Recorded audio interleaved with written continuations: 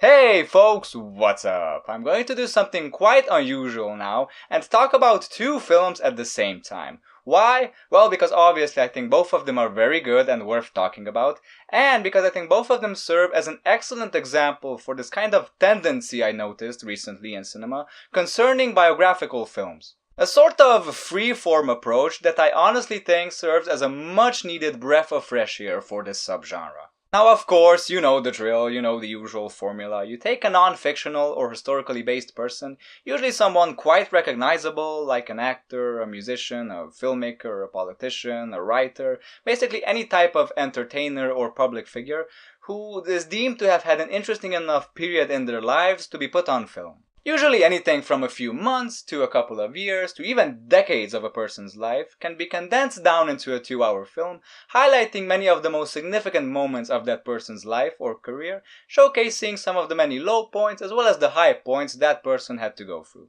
So no wonder musicians are such an easy target when it comes to biopics, because we all know how susceptible they can be when it comes to the good stuff. Now we all know that unfortunately many of our biggest artists have been plagued by drug abuse one time or another during their lives, with many of them not even being able to overcome their addictions and passing away as a result. Some of the best films ever made are biopics, and while some of the worst biopics ever made aren't necessarily what you would call complete garbage, we do have our fair share of stinkers. So by making a biopic and having the luxury of basing your film on a real person you don't have to invent, who's already interesting enough, doesn't mean that you have a surefire recipe on your hands that will guarantee success, neither financially nor critically. But the two films I want to talk about, Love and Mercy and Miles Ahead, are two biopics that are very special, precisely because of the fact I think that they don't really feel like biopics. One of them is about Brian Wilson of the famous American pop rock band The Beach Boys, while the other is about revolutionary and highly innovative jazz musician Miles Davis. Both these films present their protagonists in two different phases in their lives,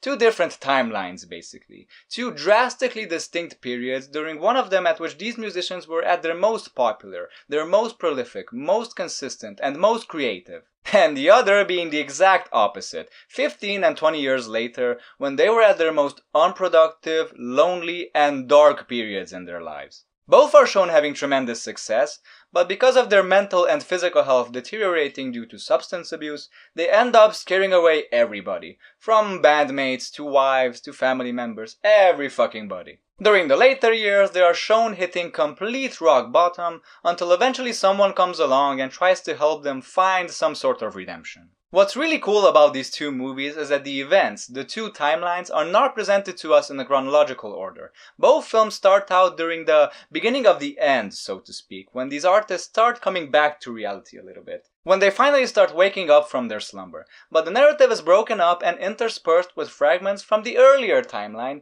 the end of the beginning, the end of their initial success in the 1960s. And it's like 50-50, you can have one scene from the 1960s, then the very next scene is from the 1970s or 1980s. And it creates this really awesome effect because precisely by breaking up the narrative, they create a very nice flow. You never feel like the scenes from the 60s are flashbacks, just as you never really feel like the scenes from the 70s or 80s are like epilogues. Never really feel like they're just simply sections served to comment on or to be conclusions to what happened earlier. I think it's an excellent counterbalance to the usual biopic, in which a lot of events are presented to us chronologically, and therefore they can have this very episodic feel to it. And I always thought that that's more of like a television way of storytelling rather than a cinematic one. I think this type of approach in these two films I'm talking about makes for a much more engaging and cinematic experience precisely because it's cause and effect, We're seeing one thing in the past leading to another thing in the future.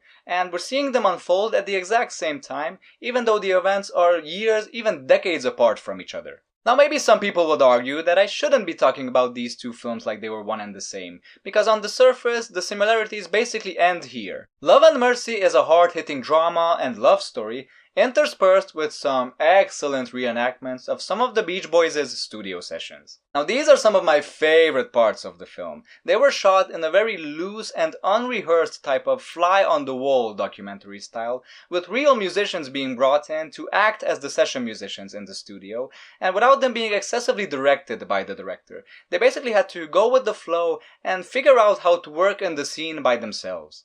Miles Ahead, on the other hand, was intended to be more of a gangster film. And it is, it actually fucking is a gangster film. And I would go so far as to say that it's also kind of like a buddy comedy, actually. It's definitely a very funny movie about these two nitwits, Miles Davis and the reporter he just met, about them going on this very zany adventure to recover a stolen tape of the musician's most recent recordings, while Davis is being constantly plagued by memories of a failed marriage he had with a woman he loved very much. And what's really cool about this film is just how stylized it is.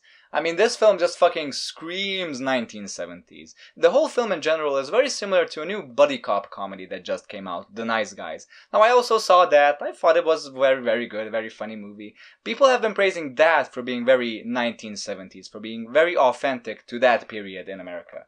But this film right here, this is even more so. This is the shit, my friend, I'm telling you. Both films seem to show us a very subjective point of view through the eyes of these very moody, mentally unbalanced, and paranoid men, and sometimes the boundaries between reality and illusion/delusion overlap in some spectacular ways. And it creates some very surreal scenes in both films, but more so in Miles Ahead because it's so stylized. Like, for example, we can see Miles playing his trumpet, performing in places he couldn't possibly be performing, like in elevators and stuff like that.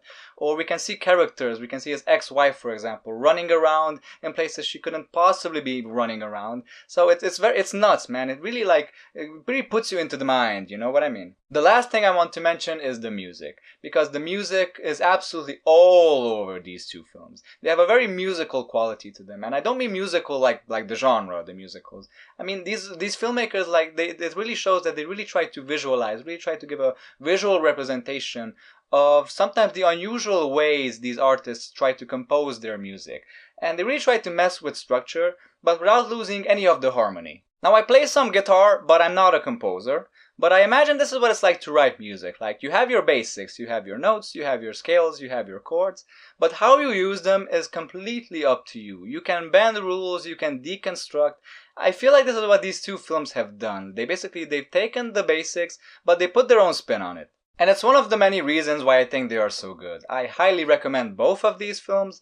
Thanks for watching my review as always. Keep on watching, folks. Keep loving movies, stay safe, and all of that good crap I always say during these outros. Thanks for watching again. Hope to see you soon. Goodbye.